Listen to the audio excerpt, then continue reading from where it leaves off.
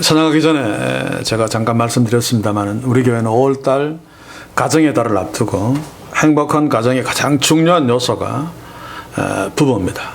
그래서 부부의 관계를 한번 말씀으로 돌아보며 점검하는 시간을 갖는 주일이 바로 오늘입니다. 부부 관계가 순조롭지 못하면, 아름답지 못하면 아래로 자녀들도 어린이 주일 있어본들 뭐합니까? 고통받게 되고, 또 어버이 주일이 있어본들 뭐합니까? 부모님들도 힘들어질 수밖에 없습니다.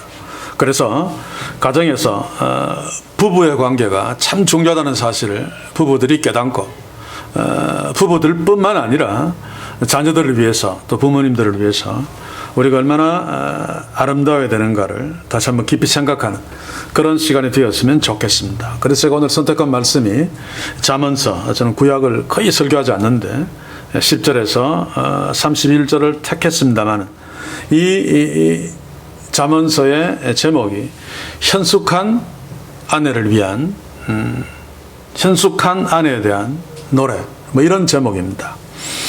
그래서 좀 걱정이 됩니다. 왜냐하면 신약 성경의 배경도 그렇습니다만은, 특별히 구약 성경의 배경은 지독하게 남성 중심의 그런 사회적 배경을 바탕으로 기록된 거죠. 하나님이 그런 상황들 속에서 주신 말씀이기 때문에 자칫하면 성경이 마치 남성을 여성보다 더 가치 있게 취급하는 것처럼 오해할 수 있습니다. 그래서 우리는 신약 성경도 마찬가지입니다만 구약 성경을 읽을 때에 그런 부분들을 조심해야 됩니다. 오늘도 본문이 가부장적인 사회를 배경으로 하는 본문이기 때문에 여성들은 현숙해야 되고 부지런해야 되고 남자는 막 거저먹는 것처럼 보이는 그런 오해를 하지 말아야 된다, 그 말입니다. 그럼에도 불구하고 많은 사람들이 성경을 읽을 때 그것을 걸러내지 못하고 읽는 경우들이 많죠. 그래서 성경에 여자들은 떠들지 말고 입 다물어야 된다고 말했다, 아내는 무조건 남편에게 복종해야 된다고 말했다 라고 하면서, 성경이 그랬다, 하나님이 그랬다 라고 하면서 남자들이 성경 말씀을 근거로 여성에게 군림하려고 하는 그런 시도들이 굉장히 많습니다. 저는 어릴 때 그런 분위기 속에서 컸습니다. 그런데 이것은 굉장히 어리석은 짓이며 하지 말아야 될 바보 같은 짓임을 우리가 깨달아야 할 것입니다.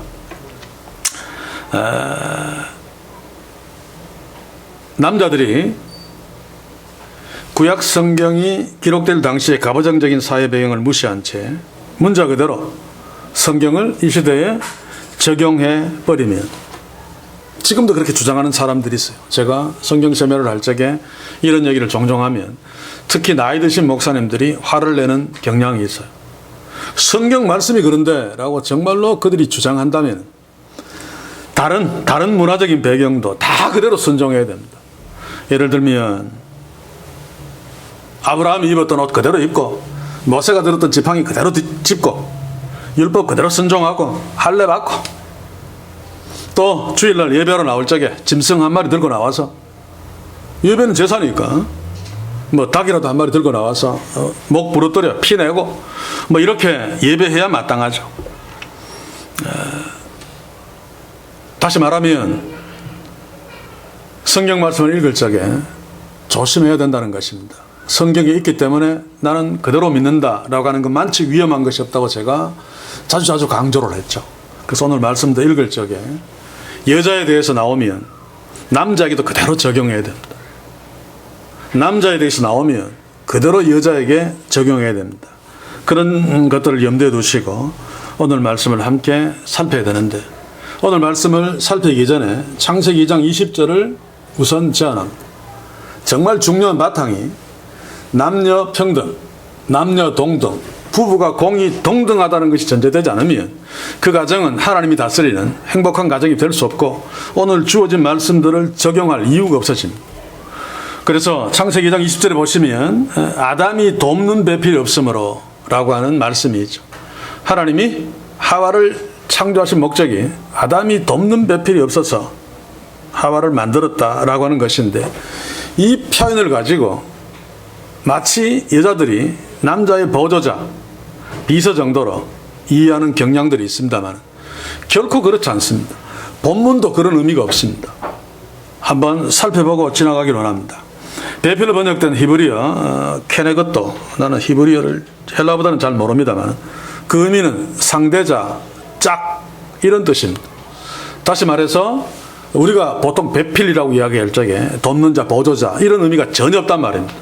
동등한, 대등한 관계를 의미합니다. 그리고 돕는다, 돕는이라고 하는 히브리어 에제르는 마찬가지로 비서 입장에서, 낮은 입장에서 이렇게 보조하는 그런 의미가 아닙니다. 창세기 49장 25절을 한번 읽어보겠습니다. 네 아비의 하나님께로 말미암나니 그가 너를 도우실 것이요. 이것은 야곱이 자기 12아들에 대한 예언이죠. 그 중에 요셉에게 대한 예언인데 하나님이 너를 도우실 것이다 라고 말합니다. 그러면 하나님이 요셉의 비서 노릇을 한다는 뜻입니까? 그렇지 않죠. 오히려 요셉을 돕는 하나님이 요셉의 삶의 주도권을 쥐고 있습니다. 오히려. 그래서 돕는 배필이라고 하는 번역은 우리 문화에서 잘 맞지 않습니다. 그래서 제가 번역한다면 서로 돕는 짝.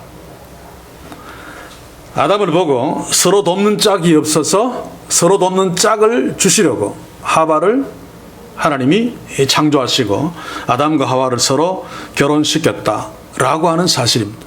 그래서 우리가 가정에서 아내와 남편 사이에 하나님의 세계 속에서는 결코 불평등, 편견, 동등하지 않는 차별 이런 것이 전혀 없다는 사실을 항상 염두에 둬야 됩니다.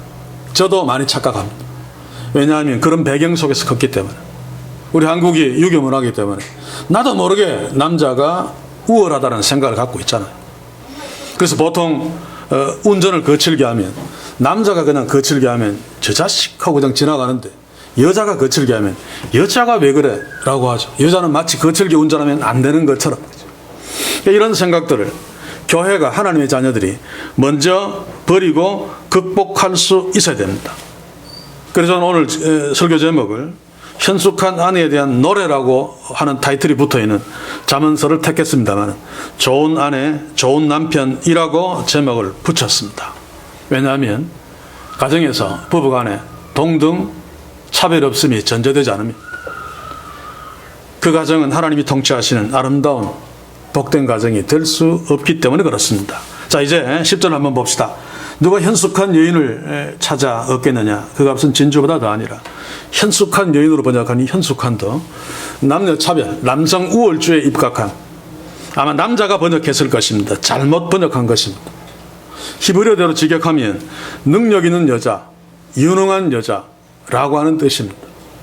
그래서 제가 번역 성경들을 살펴보니까 한글 성경은 대부분 남성 우월주의 입장에서 현숙한 이런 의미로 번역했어요. 현숙한을 국어사전에 찾아보니까 마음과 행동이 어질고 바른, 덕이 높고 절개 있는. 이거 성인 남자에게는 안 쓰잖아요. 절개 있다 이런 표현 안 쓰잖아요. 여자한테 이런 표현을 쓰는 것은 여자를 비하하는 것이라고 볼 수 있습니다.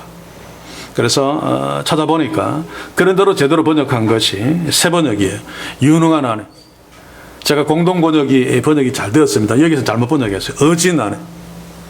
남편 보고 어진 남편이라고 잘 안 하잖아, 그렇지? 뭔가 모르게 그런 어떤 남자가 훨씬 더 우월하다라고 하는 의식 속에서 번역한 건데 영어 성경도 그런 경향들이 있어요. KJV 같은 경우에 보시면 virtuous라고 번역했어요. 이것은 어떤 도덕적으로 정숙한 이런 뜻이죠. 여자에게만 절개를 지켜라, 정숙해라 그러잖아, 그렇죠? 그래서 다른 성경이 보니까 NASB는 제대로 번역해서 excellent, 유능한 여자. 그래서 저도 제목에 좋은이라고 붙였는데 우리 이 문화 속에서 번역하면 excellent나 able보다는 그것이 좋겠다. 그래서 누가 좋은 여인을 찾아 얻겠느냐, 누가 좋은 남편을 찾아 얻겠느냐, 이렇게 이해하면 좋을 것 같습니다.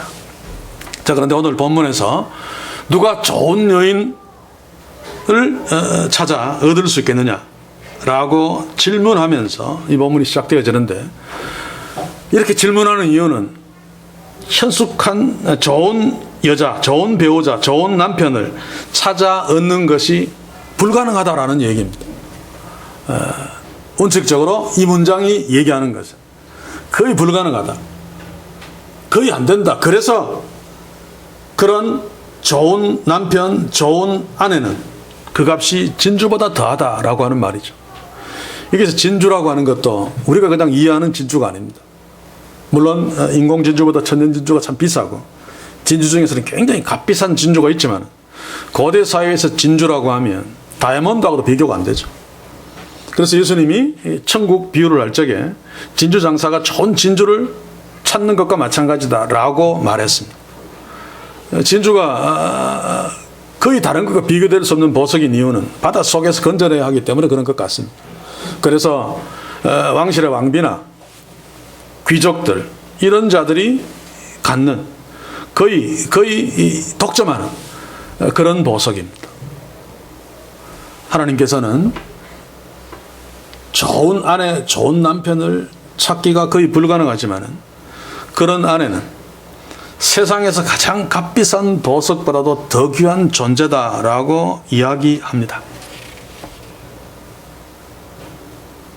나의 남편, 나의 아내가 그런 존재라는 거죠.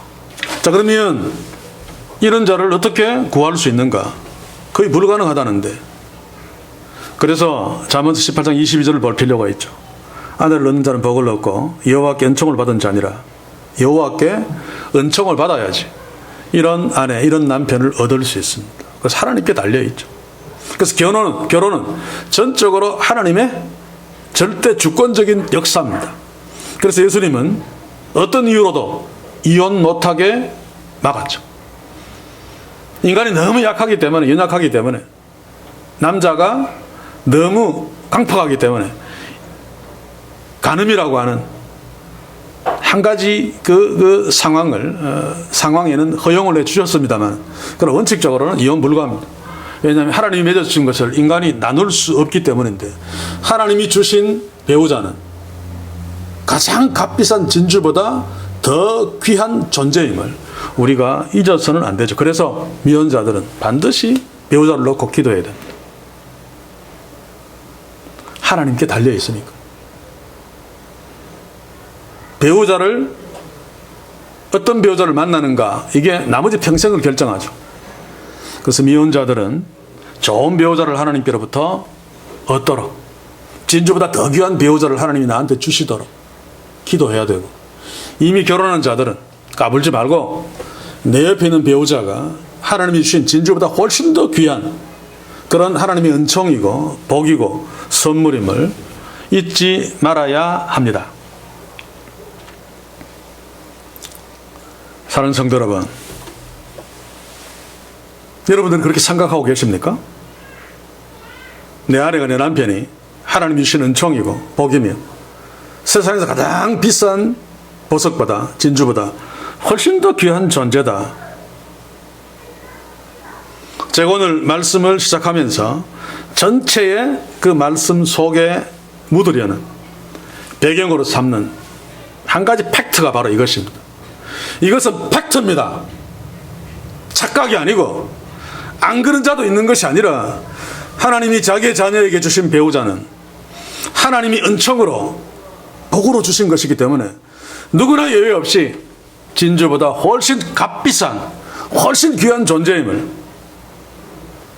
놓치지 말고 오늘 주의 말씀을 함께 보아야 할 것입니다. 저는 그 결혼 주례를 참 많이 썼습니다만, 처음 결혼해서는 한동안 자기 배우자를 보물처럼 귀하게 여기고 아주 세상에서 가장 값비싼 그런 귀한 존재로 여기는, 시간이 지나갈수록 자꾸 평가절하돼요. 나중에는 소가 닭보듯 하고 투명인간 취급하는 상태까지 갑니다만, 그러나 여러분 조심하십시오. 시간이 지나가든 그렇지 않든 간에 배우자를 그렇게 보는 것은 자살행위입니다.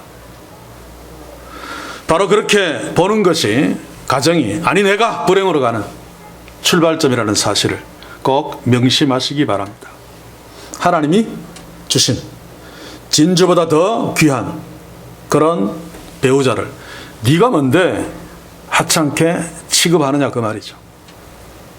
하나님이 진주보다 더 귀한 존재로 주신 배우자를 하찮게 취급하는 것은 그 배우자를 주신 하나님을 하찮게 취급하는 것입니다. 세상에서 하나님을 하찮게 취급하는 자가 행복할 수 있습니까? 진짜 복되게 살 수 있을까요? 그래서 적어도 최소한 나를 위해서라도 하나님이 나한테 선물로 복으로 은총으로 주신 나의 배우자, 하나님께 진주보다 더 귀한 존재, 진주보다 더 귀한 배우자를 주셨다는 사실을 꿈에서도 우리 잊지 맙시다. 잘 안 되면 책상 앞에 적어 놓읍시다. 내 남편은, 내 아내는 진주보다 더 귀한 존재다. 하나님이 그렇게 나에게 선물로 주셨다. 그런 존재입니다. 그래서 우리의 가정은 이제라도 서로 간에, 부부 간에, 지금까지는 뭐 어떻게 이해했는지 몰라도 이제부터라도 하나님이 나한테 주신 진주보다 더 귀한 그런 하나님의 은총이고 복인 줄을 깨달아 그렇게 여기면서 서로 사랑하며 사는 그런 축복이 우리의 가정에 풍성하기를 주의 이름으로 간절히 소원합니다. 자, 그런데 이 말이 맞는데 그러면 자기의 배우자를 진주보다 더 귀하게 여기며 사는 내용이 무엇일까? 말로만 그렇게 하고 만다면 아무것도 아니죠. 그래서 오늘 본문을 통해서 그것을 함께 살피자는 것입니다. 가장 중요한 핵심 요소들이 무엇인가? 내가 아내를, 내가 남편을 귀중한 존재로 여기면서 살아야 하는데 그것이 참 복된 가정의 행복의 핵심 내용인데 그렇게 산다는 것이 무엇인가? 오늘 성경에 보시면 그 모든 것들이 행동입니다. 행동. 첫째가 서로 신뢰하는 믿음입니다. 제가 늘 이야기하지만 믿음은 개념이 아니고 그냥 어떤 마음의 생각, 어떤 상념이 아니라 행동입니다. 그렇죠? 그래서 성경에서도 믿음은 행동하는 것입니다. 하나님이 아브라함의 믿음을 의로 여겼다는 말은 아브라함이 하나님이 명령할 적에 자기 아들을 잡아 바치려고 막 가는 것을 보고 네가 나를 믿는구나 라고 했다는 말입니다. 그런데 그것이 헬라문어권에 와서 믿음과 행동이 막 분리되는 어떤 경향들이 있습니다만 그러나 그것은 다시 조정해야 하고 다시 이해해야 됩니다. 믿음은 행동입니다. 여기서도 마찬가지죠. 서로 신뢰하는 믿음은 상대방을 향해서 믿음의 행동을 하는 것입니다. 11절 한번 읽어봅시다. 그런 자의 남편의 마음은 그를 믿나니 사람이 핍절치 아니하겠으며 믿는다. 서로 간의 신뢰를 말하는데 부부 사이에 우리 믿음의 지체들 사이도 마찬가지죠. 가장 중요한 요소인데 가장 잘 안 되는 거죠. 그렇죠? 그렇지 않습니까? 여러분들은 자신의 배우자 얼마나 믿습니까? 저는 오늘 이 믿음에 관해서 여러 가지 이 얘기들을 생략하겠습니다. 뻔한 이야기죠. 다 알고 있는 이야기입니다. 그런데 실제로 참 안 되는 이야기이기 때문에 그런데 그래서 제가 실제적인 충고로 그냥 하나 하겠습니다. 부부간에 서로 신뢰하는 것을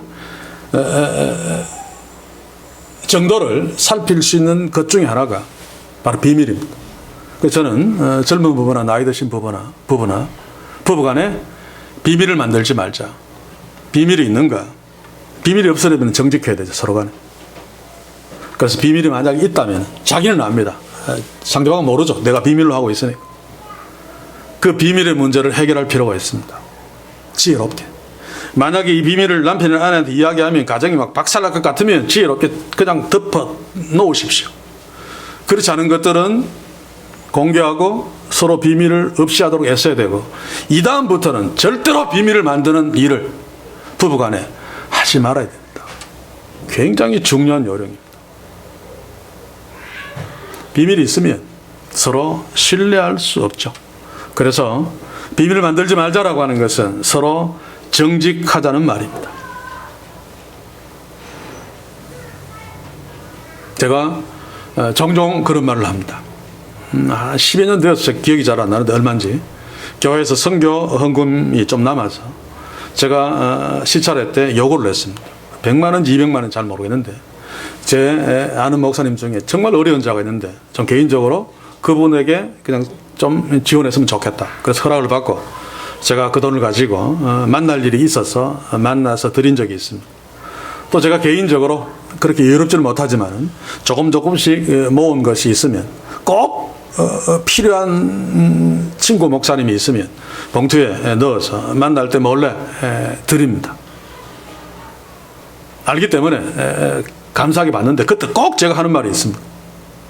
왼손이 하는 일 오른손이 모르게 다른 친구들한테 다른 사람들한테 절대 이야기하지 마십시오 라고 말하면서 한 사람한테는 꼭 얘기하십시오 라고 이야기합니다. 사모님에게.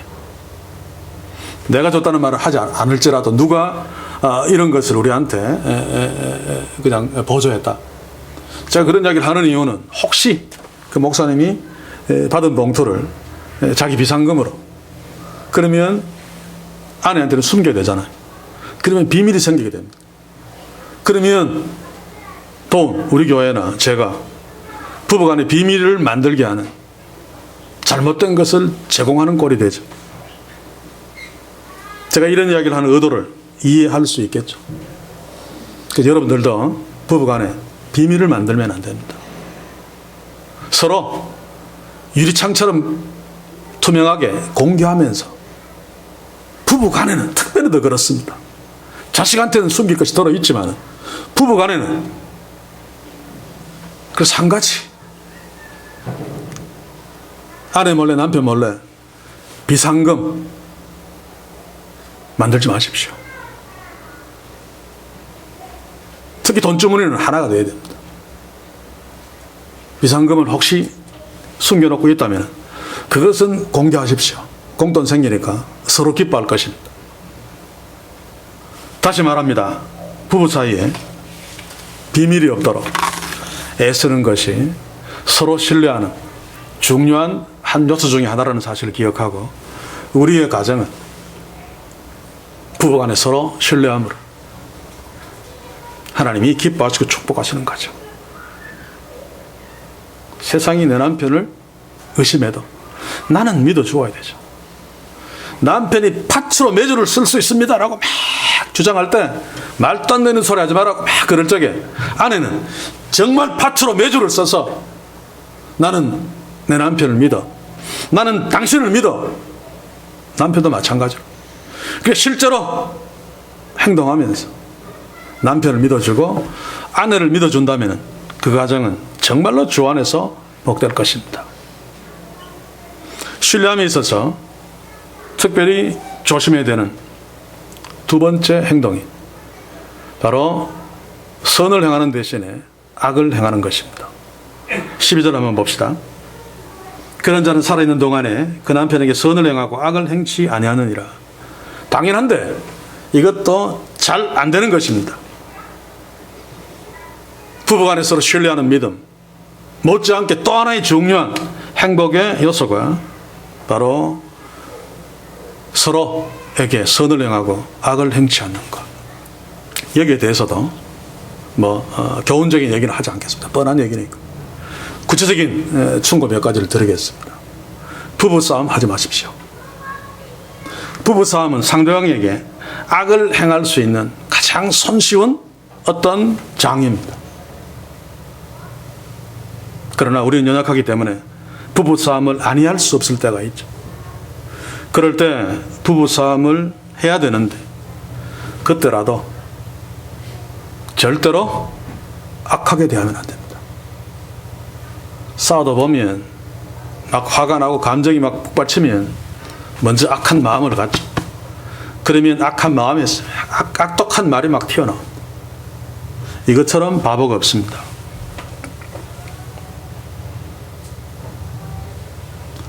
악한 말로 상대방에게, 거친 말로 상대방에게, 아내죠, 남편이죠, 화가 나서 부부싸움 중에 막 쏟아내는 것은 물을 엎지르는 것처럼 다시 되담을 수 없는, 결국 그것이 하나님이 주신 가장 귀한 선물인 은총인, 복인, 아내를, 남편을 회복할 수 없는 상태까지 그 마음을 갈기갈기 찢어놓는 것이 될 수 있습니다. 결국 그것이 자기에게 빚으로 돌아올 것입니다. 저는 이런 바보 같은 부부들 참 많이 봤습니다. 그래서 부부싸움을 하더라도 절대로 하지 말아야 될 말은 하지 말아야 됩니다. 저는 제 친구에게도 또 제 후배 부부에게도 이런 이야기를 할 기회가 있으면 꼭 하는 말이 바로 이 말입니다. 부부싸움을 하되 해서는 안 되는 말을 절대로 하지 않는, 해서는 안 되는 말을 하는 바보 같은 짓을 하지 마라.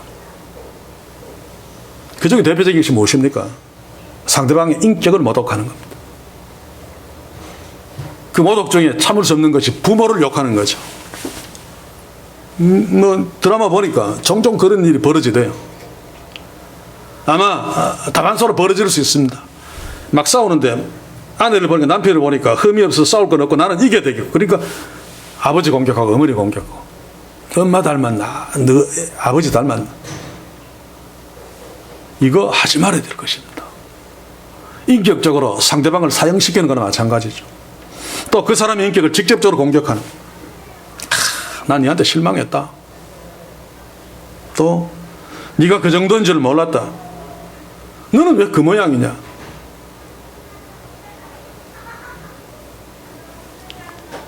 가슴이 확 찔리는데. 그러고 보니까 제 기억이 잘 안 납니다만은 니한테 실망했어 라고 하는 말을 저도 했을지 모르겠어요. 기억이 잘 안 나는 거 보니까 오래전에 한 번. 그러면 저도 하나님 주신 진주보다 귀한 내 아내에게 빗으로 그 가슴에 칼을 바보같이 찌른 것입니다. 특별히 하지 말아야 될까? 나는 네 만난 거 후회한다, 우리 이혼해, 이런 말은 절대로 하지 말아야 될 것입니다. 절대로. 설사 이혼하는 한이 있더라도 이혼하기 전까지 해서는 안 될 말들이 이런 말들입니다. 그런데 우리가 찾아내뱉잖아요. 자기 화해 못 이겨가지고.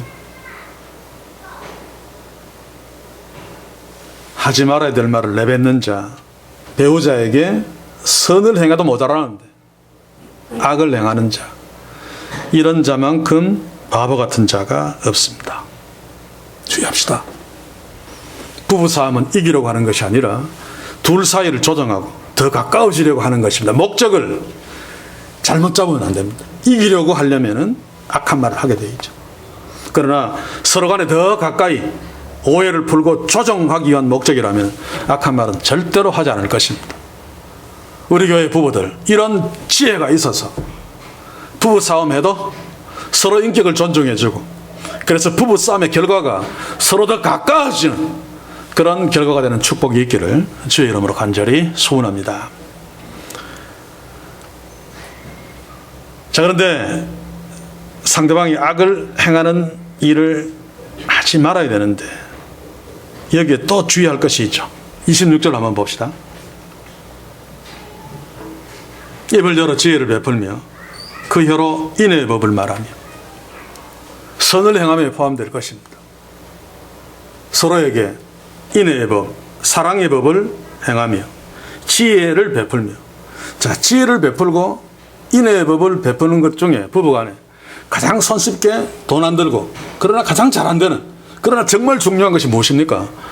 칭찬이다, 칭찬. 성경에도 있죠. 28절 29절 한번 봅시다.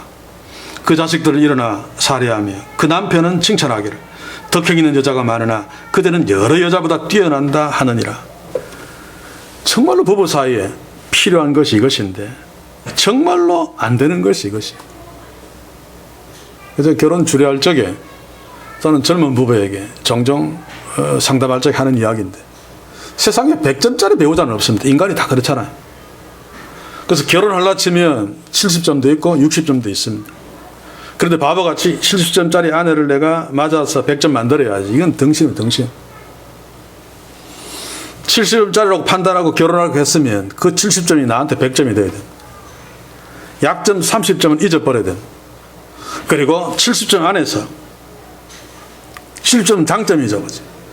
그것을 보고 아내를 칭찬하면서 그 가치를 인정해주는 남편이, 아내가 정말 지혜롭고 복된 자죠. 그런데 결혼해놓고 나머지 60점짜리하고 결혼해놓고 나머지 40점짜리 약점을 계속 지적하면서 너는 왜 70점이 못 되니? 너는 왜 80점이 못 되니?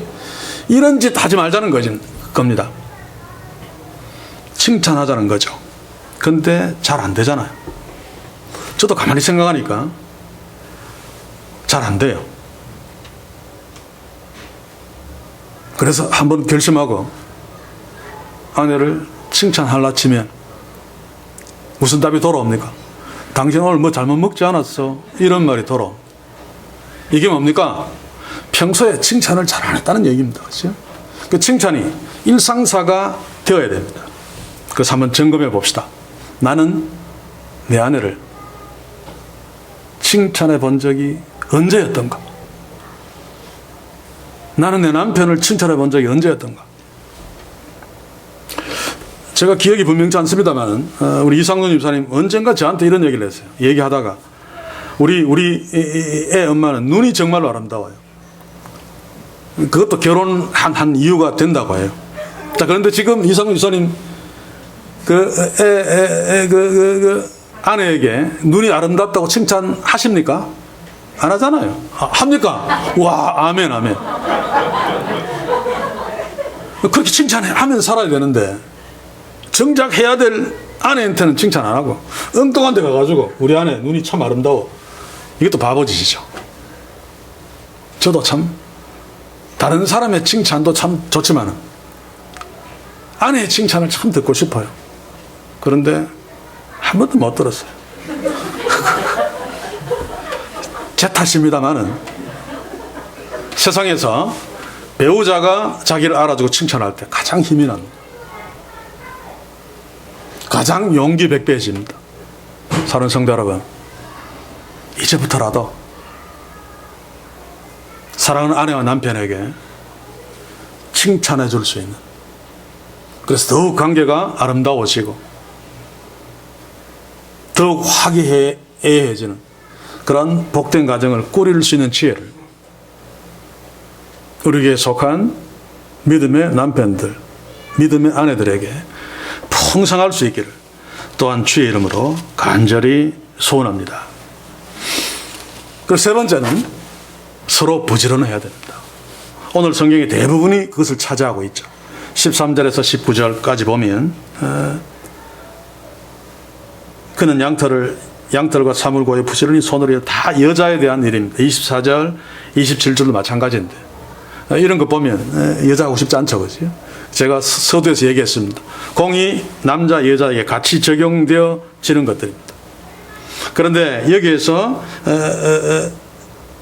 주인공인 여자를 가만히 보니까 굉장히 부잣집 안 사람인 것 같아요. 15절을 보시면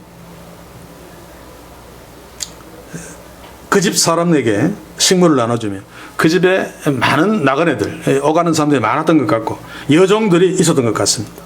그리고 21절에 보시면 그 집 사람들에게 다 홍색 옷을 입었으므로 이 홍색 옷, 고대 사회에서는 빨간색 이 물감 들인 옷은 굉장히 비싼 옷에 해당되어지죠.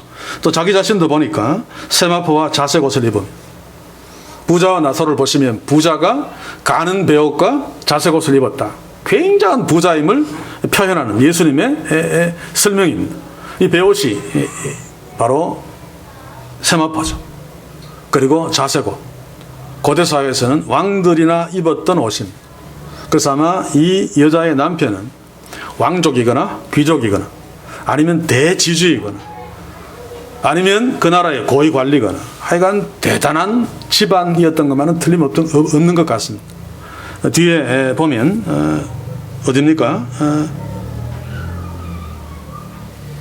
23절에 그 남편은 그 땅의 장로로 더불어 성문에 앉으며, 성문에 앉아있다는 것은 재판한다는 뜻이죠. 백성들을 모아놓고 말하는 지도자라는 뜻입니다. 그래서 이 남편도 그 땅의 장로입니다. 장로와 더불어 있었으니까. 자, 그런데 제가 이런 이야기를 하는 것은 이 여자가 굉장히 부잣집 여자가 대자가 아니고, 그럼에도 불구하고 내용들을 보시면 정말 뼈빠지게 열심히 일하고 있잖아요. 가족을 위해서, 그 집 사람을 위해서, 남편을 위해서. 가정의 행복의 근간이 바로 서로 자기 맡은 일을 게을리하지 아니하고 부지런히 하는 것입니다. 속담에도 부지런하면 가난이 도망간다라고 하는 말이 있죠. 그것과 상관없이 서로 부지런한 것은 서로에게 존경심을 유발해냅니다. 아내나 남편이 너무 게을러가지고 코딱지도 안 후벼내고 연매지지 그러면 존경심이 생기다가도 고개가 돌려지죠. 이것은 굉장히 중요한 것인데도 또 잘 안 되는 것입니다. 오늘 이 여자를 보니까 엑셀런트 우먼이라고 할 만큼 15절에 보니까 밤이 새기 전에 일어나서 또 18절에 밤에 등을 끄지 아니하고 가정을 위해서, 배우자를 위해서, 자녀를 위해서, 또 집안에 있는 사람들을 위해서 부지런했던 여자, 부지런한 여자. 그래서 우리도 여자나 남자나 공이 부지런해야 됩니다. 배우자를 위해서, 자녀를 위해서, 또 교회를 위해서 열심히 돈 벌고 육아 열심히 하고 또 열심히 가정일 하고 열심히 주의 교회 섬기고 남편과 아내 공의해야 될 일입니다. 제가 작년에 부부주의를 그런 얘기를 했던가요? 남편은 아내 다 직장이 있다 할지라도 또 아내는 직장이 없다 할지라도 가정에 있는 일, 육아, 공의 같이 해야 되는 일이죠. 아내가 하는데 내가 도와주는 게 아닙니다. 집안에 설거지할 것이 눈에 띄었다. 그 내 일입니다. 설거지를 하면서 아내 일인데 내가 도와준다 아닙니다. 그런 생각 버리십시오. 내 일입니다. 내 일. 아무튼 직장에서 열심히 일하는 거 남편이 혼자 하지만 아내 입장에서는 내 일이다. 내 일. 같이 하는 거죠. 그래서 각 가정에서 특별히 나만 할 수 있는 일이 있죠.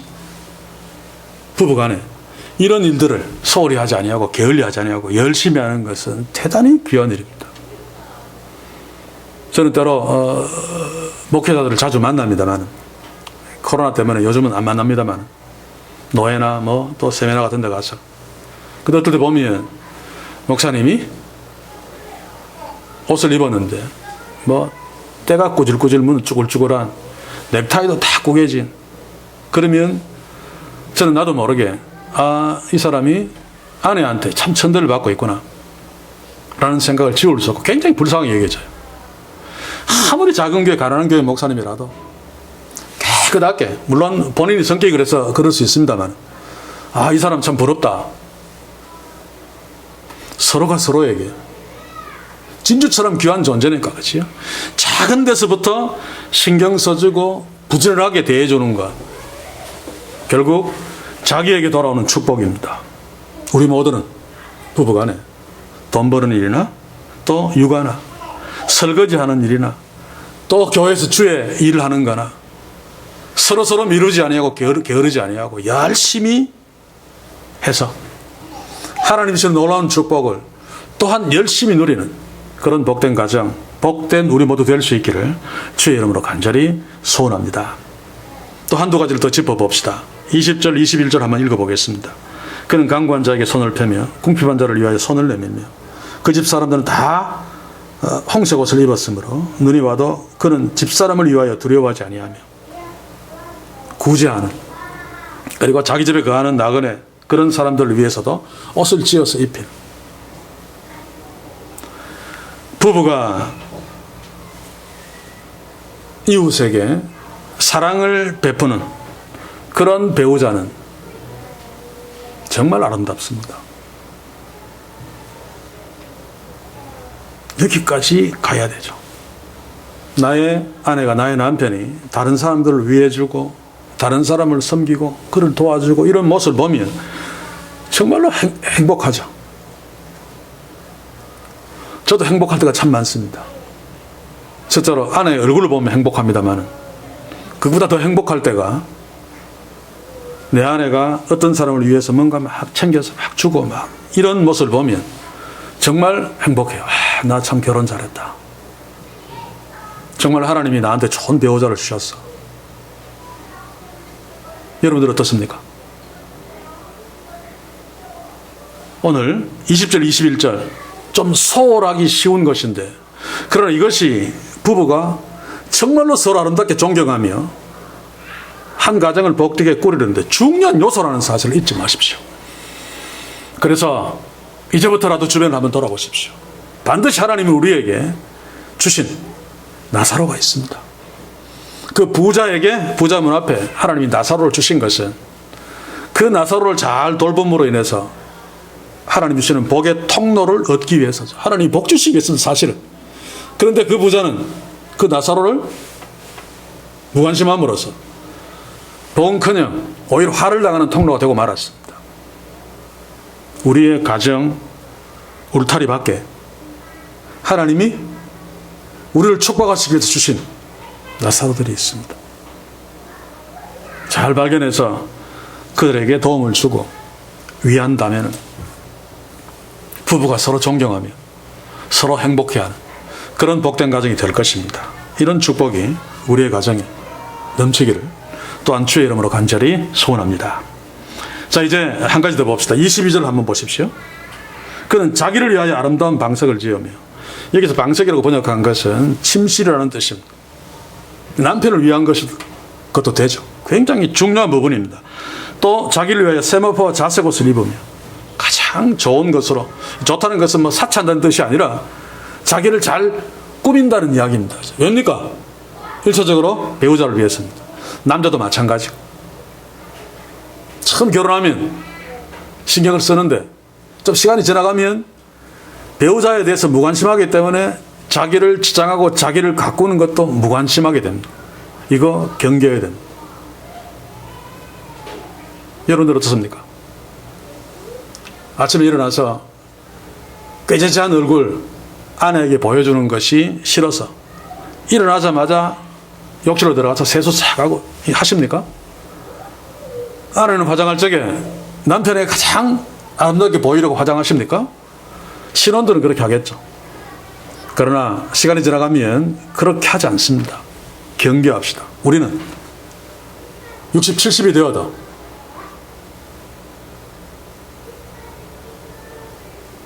자기를 잘 가꾸어 남편이 나를 보고 아내가 나를 보고 즐거울 수 있도록, 그것은 사치가 아니라 아내에 대한, 남편에 대한 관심입니다. 배우자에 대한 관심, 배우자가 기분 나쁘지 않도록 좀 더 즐겁게 하도록 하기 위해서 자기 자신을 돌아보고 가꾸는데도 게을리하지 않는 그런 지혜로운 부부, 우리의 공동체의 부부이기를 또한 주의 이름으로 간절히 소원합니다. 이제 마지막으로 가장 중요한 부분을 살피고 말씀을 마무리합시다. 30절, 31절을 한번 읽어보겠습니다. 고운 것도 거짓되고 아름다운 것도 헛되나 오직 여호와를 경외하는 여자는 칭찬을 받을 것이라. 그 손의 열매가 그에게로 돌아갈 것이요 그 행한 일을 인하여 성문에서 칭찬을 받으리라. 31절은 30절에 대한 축복입니다만 30절이 가장 중요한 거죠. 정말 하나님을 사랑하고 믿음 있는 남편이라면, 정말 하나님을 사랑하고 하나님 나라를 귀하게 여기는 아내라면, 남편이 아무리 돈 잘 벌고 아무리 현빈처럼 멋있고 자기한테 아무리 잘해줘도 하나님을 경외하지 않는다면 존경스럽지 않습니다. 정말 보기 싫습니다. 그래야 되죠. 사랑하는 성도 여러분, 오늘 여기 보니까 고운 것도 거짓되고 아름다운 것도 헛되나, 이 사실을 아는 지혜가 필요합니다. 그래서 우리가 외모를 꾸미고 앞에서 이야기했듯이 최선을 다해서 그렇게 해야 됩니다만, 그러나 이것도 다 지나가는 거다, 지나가는 것이기 때문에 헛되다는 얘기입니다. 영원토록 있는 것이 아니죠. 그래서 이것보다 훨씬 더 상대방을 위해 중요한 것이 여호와를 경외하는 것입니다. 여러분들은 집에서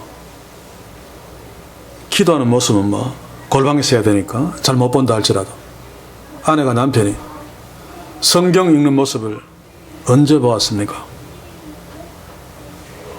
사실 이상 아름다운 모습이 없습니다. 우리 그리스도인들에게 가장 중요한 것이 이것일진데 어떤 의미에서 가장 소홀한 것도 이것입니다. 다른 어떤 인간적인 매력들은 다 지나갑니다만 여호와를 경외하는 것, 이상 아름다운 것이 없죠. 그래서 여러분들은 여러분들의 아내에게, 여러분들의 남편에게 세상 어떤 남편보다도 하나님을 가장 경외하는 남편으로 선물할 수 있길 바랍니다. 세상 어떤 아내보다도 하나님을 경외하는 아내로 남편에게 선물할 수 있길 바랍니다. 우리의 가정은 하나님이 주신 선물이죠. 그러므로 하나님을 경외하는 것은 가장 중요한 것입니다. 그런데 때로 부부가 또 가정이 정말 귀해서 남편이 아내가 가정을 위해서 열심히 애쓰고 막 노력하는 건 정말 아름다운데 가장 중요한 하나님을 경외하는 것을 빼먹어버리는 경우들이 왕왕 있단 말입니다. 그러면 모든 것이 헛되고 맙니다. 사랑하는 성도 여러분, 우리는 서로가 서로를 신뢰하며 서로에게 선을 행하고 악을 행하지 아니하고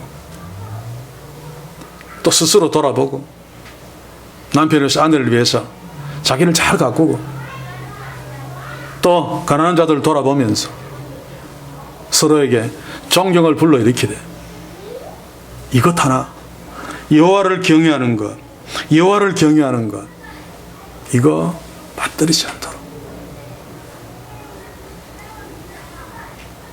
이게 가장 중요한 행복의 핵심이라는 사실을 기억하고 우리 교회는, 우리의 가정들은 남편이 또 아내가 또 자녀들이 여호와를 경외하는,